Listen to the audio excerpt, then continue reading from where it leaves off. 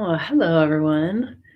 I am Mara McLaughlin, the owner of IRL Social Skills, and I am waiting for a few of my coaches to come on, and we are going to answer any questions you might have about what we do and how we do it. And I also wanted to do a little sharing of a quiz to test your knowledge of social skills. This is the test of young adult social skills knowledge. So we'll see how you're doing with that. Okay, we'll just wait a few minutes until coaches join. And yeah.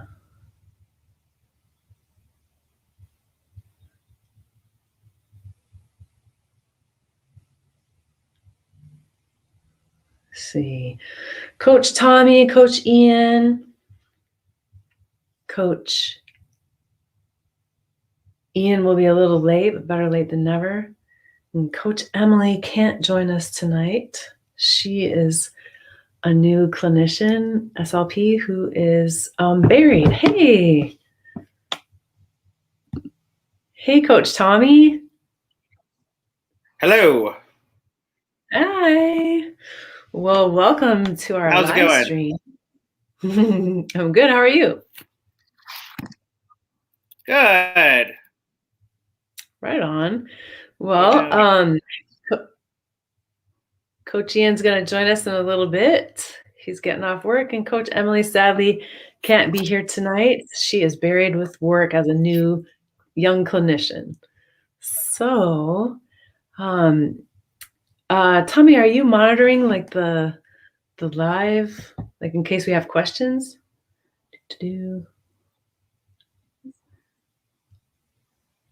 Where do you see the questions?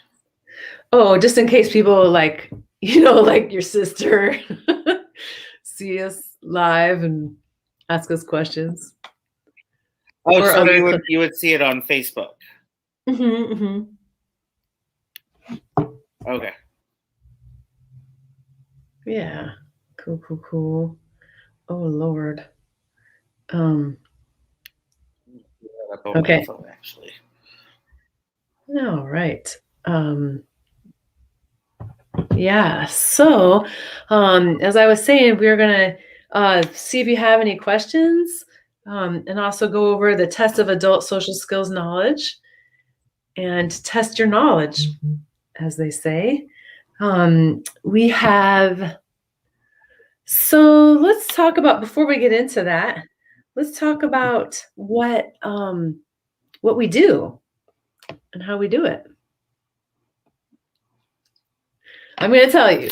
So we offer 16-week course for teens and adults using the PEERS curriculum. It stands for the Program of Education and Enrichment of Relational Skills. It's a curriculum put out by UCLA. It was started in 2006, and since then it has been put out in over 12 languages and taught in over 40 countries. Interestingly, social skills are very much the same around the world. Of course, there's always going to be cultural differences, but the evidence base is pretty robust for this curriculum, which is unique in that there are lots of social skills curriculums out there, but not many of them are evidence-based. And we actually are cultivating our own evidence base because we've been teaching since March 1st. We have our first cohort. We are teaching a group.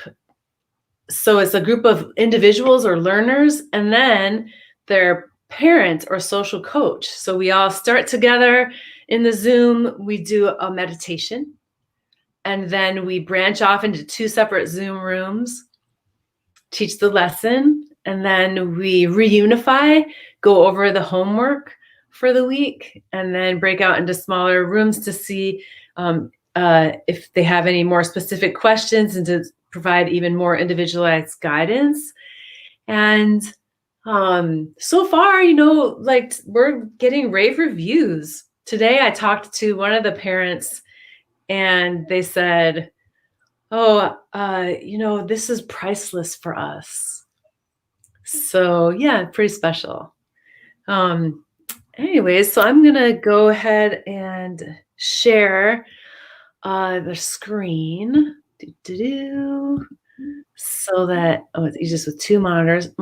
Sorry, don't have two monitors, but what I am gonna do is open application window, and share that. Okay.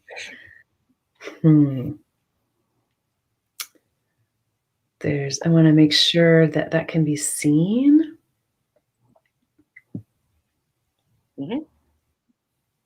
Okay. So this is the test of young adult social skills knowledge. And there's just two choices. So the most important part of having a conversation is to trade information or make sure the other person is laughing and smiling. Tommy, what's the answer? I would definitely say trade information, because there are times that I've had to communicate with people that were not the happy, smiley times.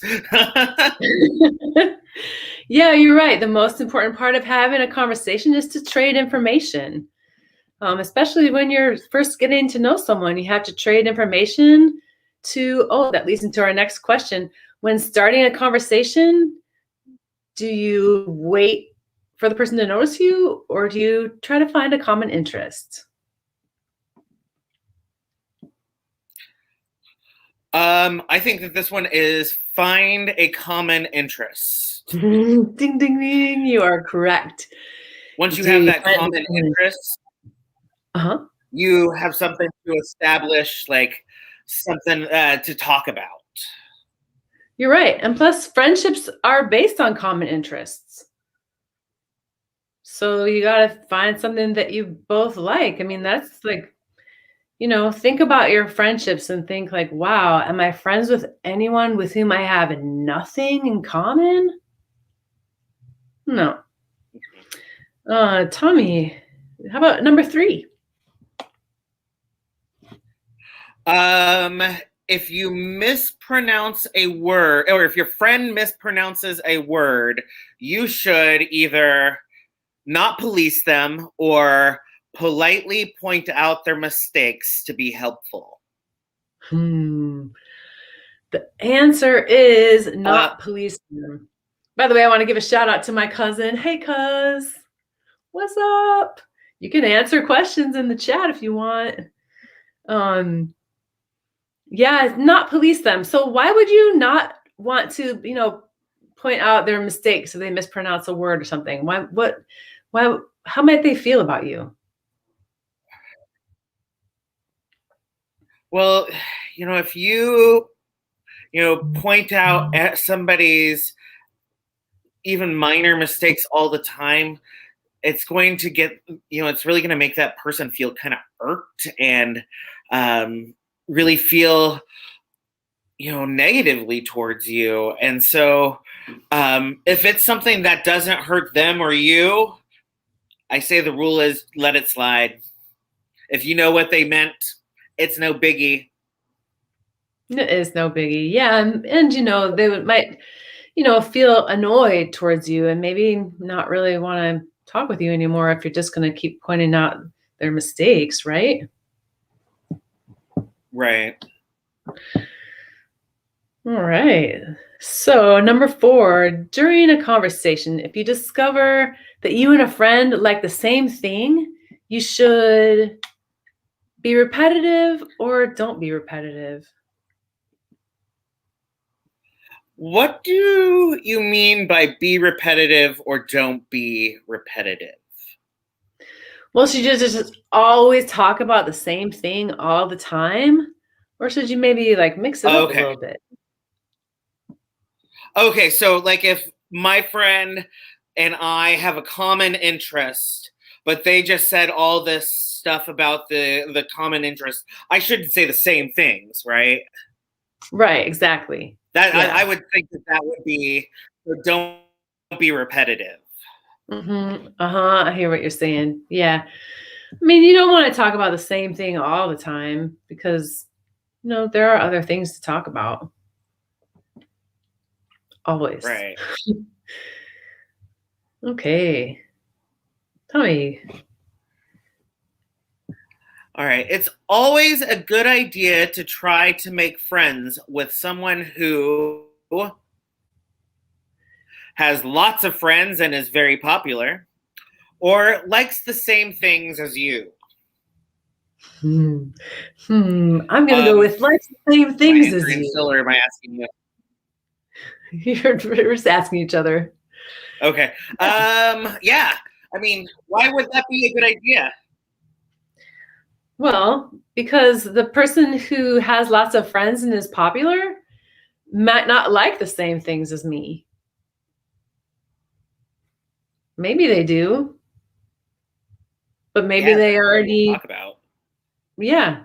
Wait, say that again? Yeah, if they are popular but don't like the same things as you, what are you going to talk about? Exactly. Exactly. You got to get in where you fit in. All right. This one is one that a lot of people actually get wrong. So, friendship is a choice or a gift? Well, I can see why people could find this one tricky, because me giving something to you, giving this friendship, is kind of a gift, but it's actually like I have this choice on whether or not I'm going to give it to you, and you have that same choice. Yeah, friendship is a choice. Not everyone gets to be friends with you, and you don't get to be friends with everyone. And that's just a fact. So, when you want to exchange contact information with someone, Okay.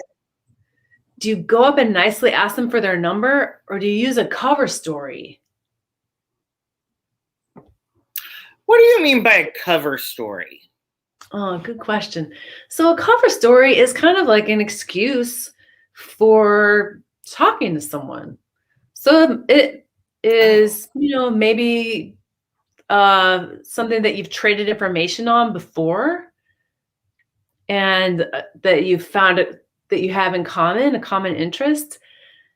And then you use a cover story. A Oh, cover so story like like, a reason why I yeah, would need reason. that number, right? So like, oh, we have a homework assignment due on Monday that I need some help with. Could I get your phone number and we'll talk over it on the phone? Yeah, There I you would go. say a That's cover great. story. Yeah, that's a great cover Just straight story. up asking for your phone number might be weird. And Yeah. Might make them feel weird or uncomfortable, without any context. Yeah, so it's a good idea to use a cover story. And Tommy. I don't know if I'm the right person to answer this, but I think when we talk about this question, we're not talking about just how many bubbles, because I'm a texture where like I'll take several bubbles, but I think Oh, right. it's like how many thoughts do you send, right? Sorry, this was a thing that I was thinking about earlier. But how Uh-huh. many messages can you leave in a row without hearing back from the other person? 1 to 2 or 3 to 4? It's going to be The 1 to answer 2. is 1 to 2, Mhm. right? And Yeah. but if you're a texter like me that leaves several bubbles, you just don't want to, like, if you leave one set of bubbles at 6 o'clock and then another set of bubbles at 6:30, that's when you want to leave it alone. Right? It's two separate ideas at two separate times. There you go. Yeah, you don't want to seem like a creepy stalker. You right. do want to give as much as you get. You know, like do the back and forth. And yeah, because if you do start to leave like more messages and the person's not responding to you, you have to like take the hint and remember that friendship is a choice. They might not be choosing to be friends with you, and you might not choose to be friends with someone. And that's your choice. All right. Thanks, Tommy. So, Tommy, after you make a joke, it's a good idea to pay attention to whether the other person is laughing or your humor feedback. So I'm going to actually want to look at what other people are doing, because there's definitely different types of laughter. Yeah, your humor feedback, right? Can you talk a little bit more about that? There's some notes on the PDF. Yeah. If people are laughing but like shifting eye gaze away from you, that's not really a good sign. Those are like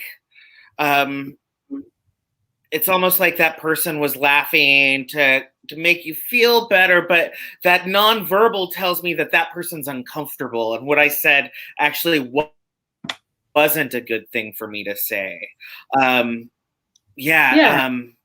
So if they're laughing with you, what does that look like? Oh, hey, by the way, hi, Coach Ian. Thanks for joining us. We're just going over the test of young adult social skills knowledge. And yeah, so if they like, you can tell if they're laughing with you. And this is like, this is the humor feedback. This is noticing like, okay, so do they laugh and smile? Do they compliment your joke or sense of humor? Do they say like, hey, that's pretty funny. That's a good one. Do they, do they start telling jokes in response? Is there banter that takes place? They're not like laughing and rolling their eyes. They're not looking away from you, looking at other people and laughing. Sometimes it is hard to tell, especially for neurodiverse people. Sometimes it's hard to tell if someone is laughing at you or laughing with you. Yeah. Hey, Coach Ian. I can't hear you. Let's see. Well, you got to get right up to the mic. All right. So I'll turn it up. Can you hear me now? Yes. Uh-huh. Do you want to take number 10? Okay, let me pull up my number 10 because I can't see this screen that you guys are showing. You're currently sharing your screen, which is like sharing us in Hyperloop. There you go. There we go. It's this one.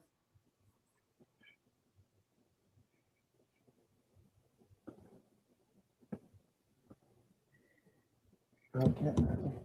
It is always. Read it for me because I can't see it. It is always a good sign if someone laughs at your jokes. True or false? I think that's false. That's false. Yeah, you're right. It is false. So, because is everyone always funny all the time? No. And sometimes people laughing, it may be a sign of sarcasm. True.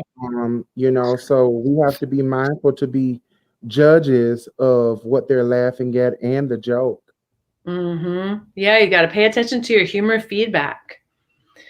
So, part of the peers curriculum is we have like buzzwords or key phrases that we use over and over between both the learners and the parents or their social coach. It's usually a parent. They make the best social coaches because then we create a common language, and then we can use those same words and those same rules over and over again. And in addition to the peers curriculum, we also have consulted with actually autistic people. And in fact, even a non-speaking autistic person came to one of our free workshops and audited the class and gave us some really good feedback. And then in following and listening to actually autistic voices, we have added in some parts, including the cultivation of setting boundaries, better interoception skills or mind-body connection skills, mindfulness skills, and then self-advocacy, Yes. because that's a really complex skill. Hey, Tommy, what about this next question?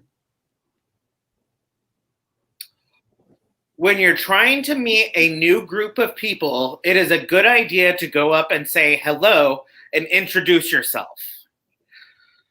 I think that might be a little too quick to introduce yourself. I think that to enter a group, you really just kind of want to enter the group and try to talk about what they're talking about first. Exactly. So you're going to want to kind of listen to in, get an in, but actually introduce yourself. Yeah, like listen in. You'll be, using a prop. Like lots of people use their phone or a book. You might be listening in. Hear something that is something about which maybe a common interest.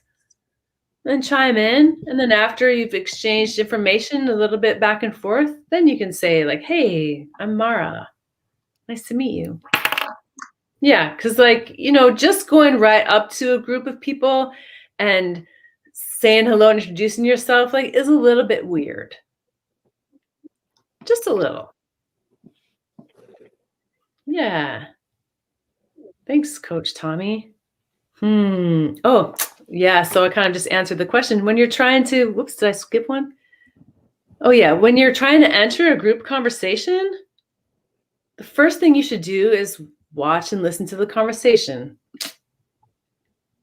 Yeah. So we're breaking down these skills into explicit steps. And what's really cool with the program is that it's all over Zoom. We have participants from all over the world.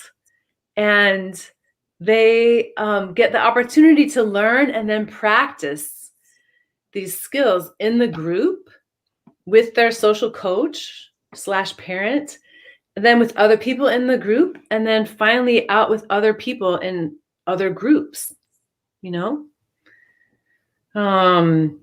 Coach Ian, I'm going to ask you, if you try to enter a group conversation and the people exclude you, what should you do? Start to look away or make sure they can hear you? Tricky. I would make sure that they hear me. Actually, it is start to look away. Yeah, I would. Yeah, I would agree to both of them. I was going to give an explanation on why I said make sure that they hear me, because oftentimes when people are engaged in a conversation, they're usually paying attention to the people they were speaking to before instead of the next person that was speaking. So that's why I would say that. But you gave us the correct answer. Yeah, and I appreciate you saying that, Coach Ian. There's some more teaching that would go along with this. If the people exclude you, meaning they're doing something with their bodies, right? Mm-hmm. Right.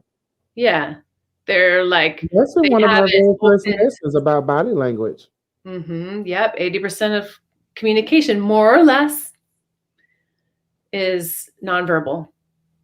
So if you start to look away, so this starts to tell the group that your attention is now somewhere else. It's kind of like what we call saving face. You're not interested in what they're talking about anymore. Then you give a brief cover story, Gotta go, take care, see you later. The reality is that even though they're done talking to you, if you don't give an acknowledgement that you're leaving, it will seem weird. Yeah. So it's just a little explicit skill. Hey, Coach Tommy. If you try to join 10 different conversations, on average, how many times out of 10 are you likely to be rejected? 7 out of 10 or 5 out of 10? Whew. Both of these seem so harsh. I say 7 out of 10. I'm gonna hope 5 out of 10. I say 7. Yeah, well, let's split the difference and say 6. Really, it's 5 out of 10. So half the time you might not be accepted into a conversation. And you know what? That's okay. You know why? Because friendship is a Choice. Mm-hmm. Yep. You don't get to be friends with everyone, and not everyone gets to be friends with you. And that's okay. It is. Coach Ian. Yes. It says, when having a friend over for a get-together at your home, answer 1, tell your friend what you're going to do. Answer 2, have your friend choose the activity. What do you think? I would have my friends choose an activity to feel more comfortable. Oh, nice. So you're saying it would make them feel more comfortable, and that's like part of being a good host, right? Nice. Yeah. Tommy, Coach Tommy, what do you think about this one? If you're having a friend over for a get together and someone else unexpectedly texts you that you really like, ask your friend if you can invite them over or text them later. So I think this depends, because if all 3 of you are very good friends, you could ask them if you could invite them over. However, if they don't know each other at all, I would say text them later. Yes, you're right. Everything is, social skills. This stuff is hard because it's context dependent. So we're kind of saying like, maybe this is a fledgling friendship, a new friendship, one that you're cultivating, just like you cultivate a plant. And someone else calls and wants to hang out, you would text them later. Yeah. But if it was somebody, who was already in your circle of friends, maybe you might say, hey, is it okay if this person comes over? I know in my life, I've had friends that are like, no, I just want you all to myself. Have you ever had that experience? Oh yeah, there's definitely times that I only want to hang out with the person that I'm hanging out with. But also there's times that I know that when you are a group of people that have good relationships, that you want to include, you don't want to be the one that's left out either, right? No one likes that. No. I'll be right back, Laura. I am very sorry. Oh no, go ahead. Hey, Coach Ian. Yes. Go ahead. When you're interested in someone romantically, is it a good idea to A, talk to mutual friends, B, not to tell until you are sure they like you too? Well, this is my answer. I would say not to tell until I'm sure they like me. You might be waiting an awfully long time. Yeah. So when we talk about these social skills, we're talking about what is known as ecologically valid skills that actually work in real life. So, if you're interested in someone romantically, it's actually a good idea to like talk to mutual friends. Like, hey, I think Pat is really cute. Do you know if they're like with anybody, or are they dating?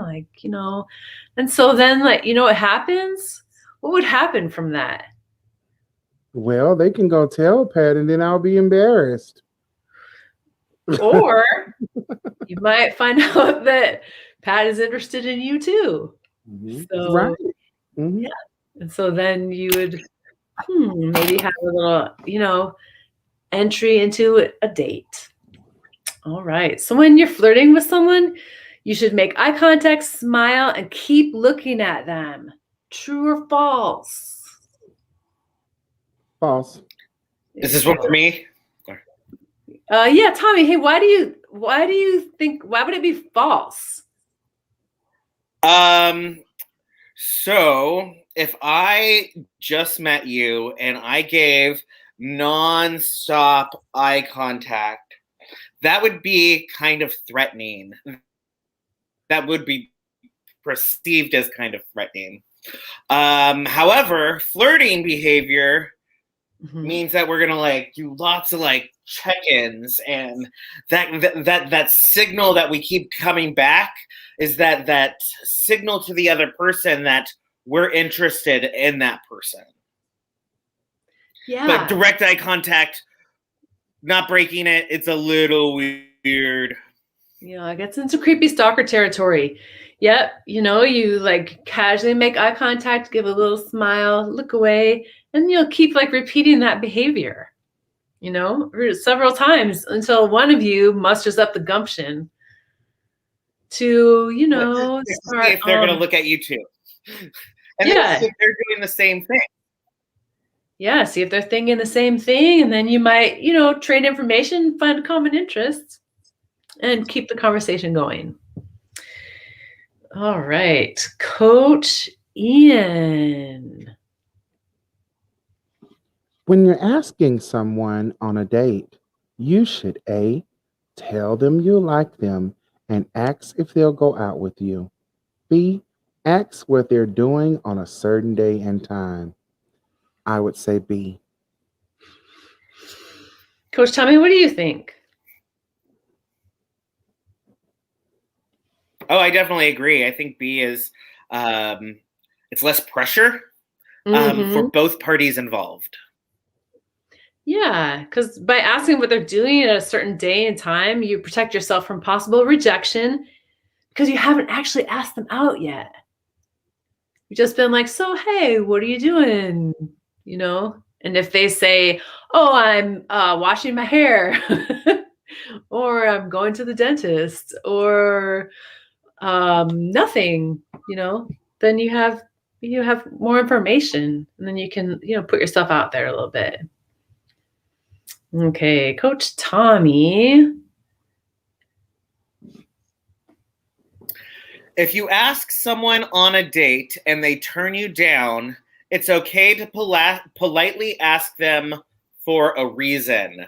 Oh, I don't think anybody owes you a reason why they... Remember, friendship's a choice. And dating is a choice. Yeah. You don't get to date everyone and not everyone gets to date you. Hi, Carly. Hi, Carrie. Thanks for tuning in. Yeah, because, if you might be curious as to why someone said no, but you don't get to ask for an explanation. Why not? Well, you said because it make them uncomfortable, it's awkward, and it also makes you look kind of desperate. Mm-hmm. Yeah. So we teach these explicit skills of just keep your cool, take it in stride, and remember, dating is a choice. Yep. Coach Tommy. At the end of the date, if you want to kiss someone goodnight, you should ask your date if you can kiss them. Wait for a sign that they want to be kissed. I agree.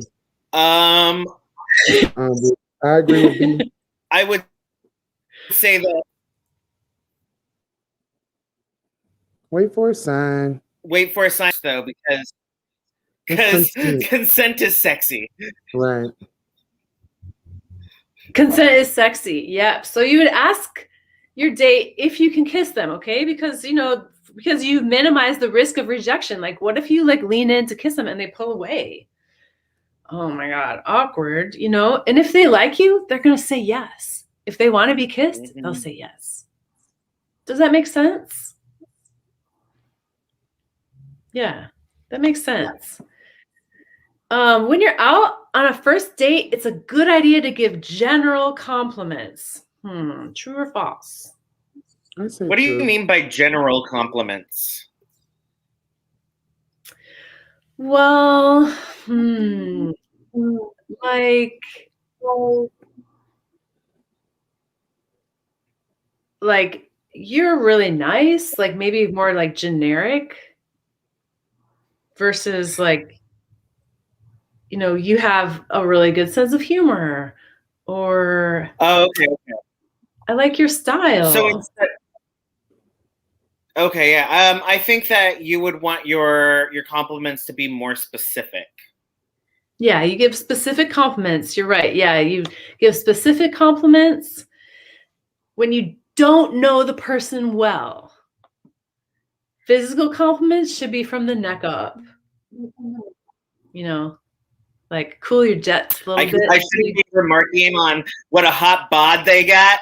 Maybe not at first. Maybe they, you know, they might. Like, I mean, I don't know. Does it depend?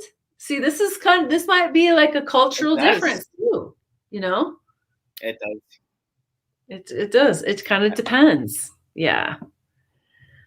Yeah. So these things are kind of tricky, and then we're also, you know, yeah. So they can get kind of tricky. I mean, dating is complicated, no matter who you are, no matter what kind of brain you have, right? Yeah. Mm-hmm. Hey, Coach Ian. Oh, he might be away. Oh, he's. Oh, okay. When you first start dating a person, you should A, tell them about your dating history, or B, avoid talking about your dating history. Oh, just unpack all your baggage right there, and then they can choose whether or not you're a good partner. No, kidding. Wow. When you first No. start dating We want to someone, avoid talking about our dating history. yeah, when you first start So dating I'm a serial monogamist, and I. oh my god. Yeah, and I have attachment issues and oh no. Yeah, you're gonna want I to avoid stalked my ex once, but like it was for a really good reason. right? No, maybe not. Go ahead, Tommy. All right. If a date you like is pressuring you to get physical and you're not ready, you should date someone else. Change the subject. Well, to get out of that situation, I would definitely change the subject, but that person sounds like somebody you don't need in your life. Move on. Yeah, because dating is a choice. You know, like and you know, this is another little nuance. If you like the person and you want to slow things down, but you don't want the date to end, you can try changing the subject. But you know, to kind of what you said, Coach Tommy, if you're still feeling pressured, give a cover story and leave. You know, call an Uber, just go. You know, because and then you know My we are. coffee pot's still on. My coffee pots. Oh my gosh. You got to let the dog out. Yeah. So go ahead, Coach Tommy. The first thing that you should do when you get into an argument is listen and keep your cool or explain your side. I'm going to go with listen and keep your cool, even though it's really hard. Yeah, that's really hard. What might happen if you lose your cool? Some major things might happen. You know, oftentimes things can be miscommunicated. You know, even when we become, a little bit elevated in our emotions and feelings. Mhm. So it's always important to listen and hear that side so you will not only know how to reply, but match the energy. Yeah, because you might end up saying something that you regret or losing the relationship or the friendship, and you might make it worse. Mhm. Yeah. So, and that is a social skill that, I mean, I know that I've had to work on in my life. I mean, we all we all can improve our social skills. Constant and never-ending improvement. We can all always improve. Okay, so this one is really interesting. Coach Ian, go ahead and read that, please. A good strategy for handling chronic Whoops, bullying whoops, is whoops. We skipped one. Whoops, whoops. a friend accuses you of doing something you didn't do. A, say you're sorry that this happened. B, explain your side until they believe you. Hmm.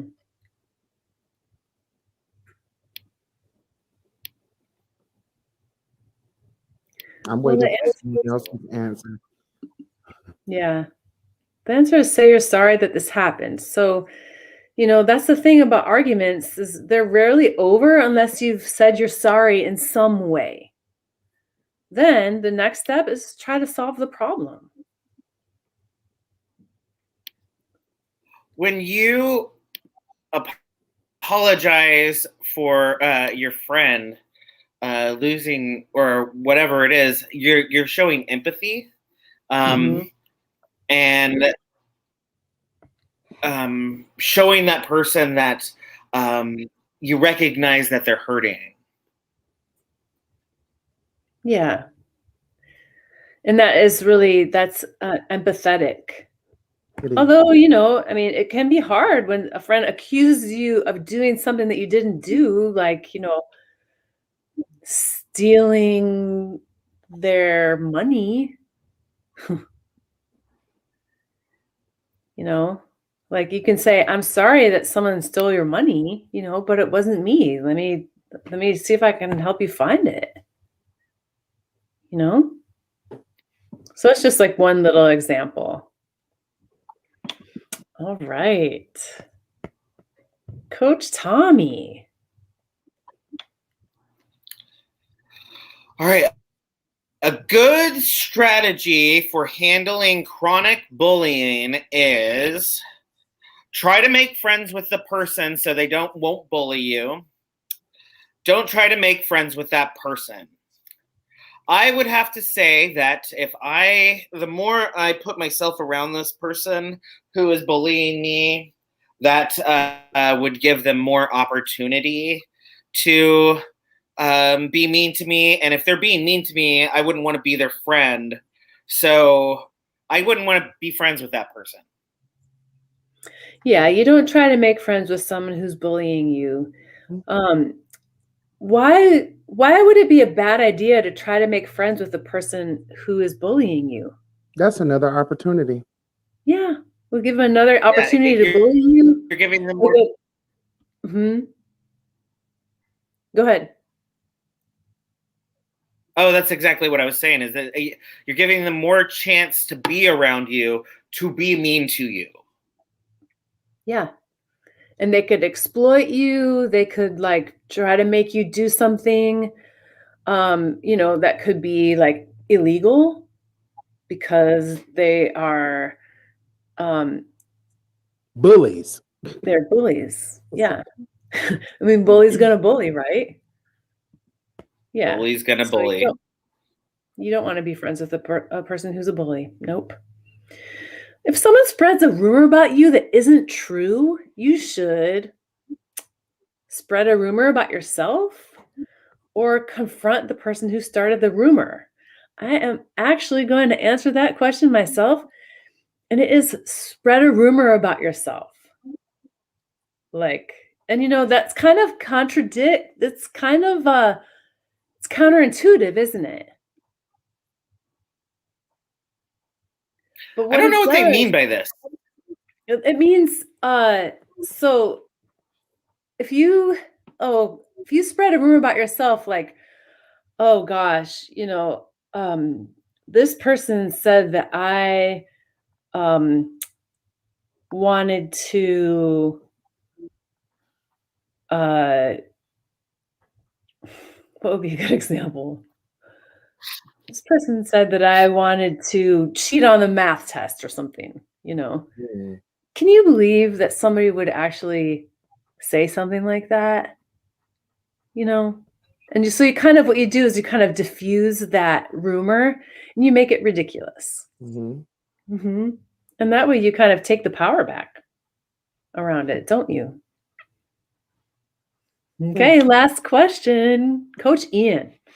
If someone is gossiping behind your back, you should A, let them know that the gossip hurts your feelings. B, act amazed that anyone would believe the gossip. What do you think?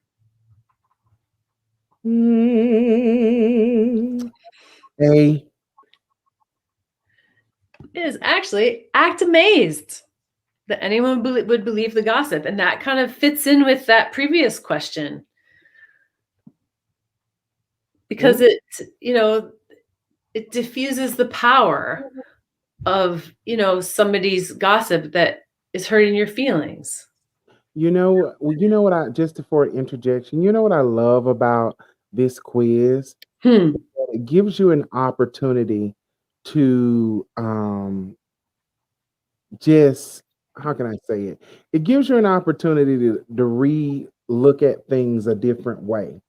Because if someone was gossiping about me, I would definitely say, hey, look, the things that you're saying are really affecting me. I'm going to talk about it. But then, there's that idea of what they proposed that said was correct in acting ways. That would be something that would have to become a teachable moment for me as a person. It would definitely have Me too. a teachable moment for me. And that's why I appreciate this curriculum so much, because not only does it redefine the objective nature of people with disability, but it's also redefining us too, who are not the neurodiverse, but I really love it. So if anybody's watching, I would say, and you are considering this, stop in. We do have free classes from time to time. This is one of our free things that we talk to people about, or you can look up the website and ask us any questions. Yeah, absolutely. Yeah, that is a really good point, and part of like what those last few questions spoke to was like is self-esteem, Mhm.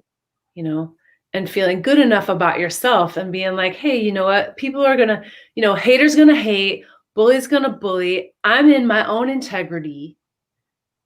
And, I got other friends who do have my back. And you don't need a bunch of friends. You don't. You just need one or two who have your back. More, quality over quantity, really. Mm-hmm. Oftentimes someone might have a bunch of friends, but when when their chips are down, as they say, when something really bad happens, that's when you find out who your real friends are. Right. Right? Yeah. So, well, gosh, let's talk about our next class. So our next class on Monday. Oh, well, our next 16-week course Thursday. starts Thursday. Right. Yeah, it starts Thursday, April 1st. And we are going to see how many people we get interested.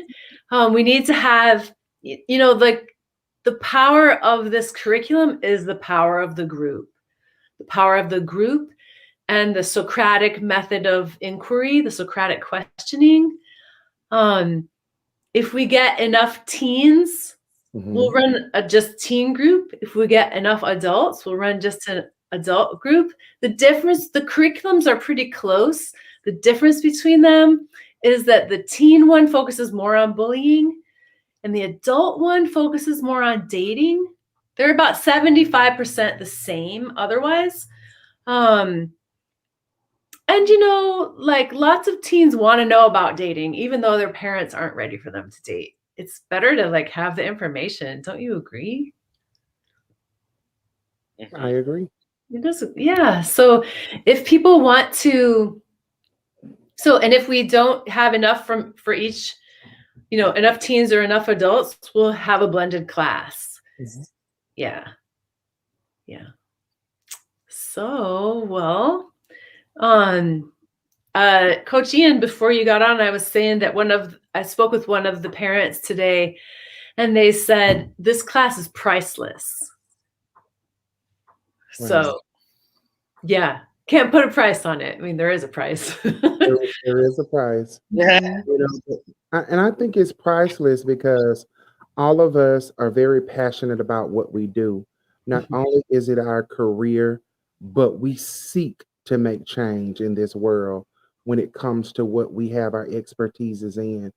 And that's the most important thing when Mhm. you're working with someone, not only in this field, but in any field of life, that they have a passion for it, that they're Yeah. compassionate, empathetic, and that they're knowledgeable and that they can reach everybody. Because I don't think there's ever been anybody who has crossed our path in our free sessions or even in our official sessions that we have not been able to touch their life in some form of fashion. Well, it's true. It's really impactful work, and you know, and we are really honored to be able to do it. Mhm. Yeah. So, well, great. Well, thanks, coaches, for joining us, and we're gonna end the broadcast now. So we'll hope to see you soon, and like, oh my gosh, in real life, even. In real life. Okay, y'all. Okay, Next have a good night, everyone. is a choice. Bye.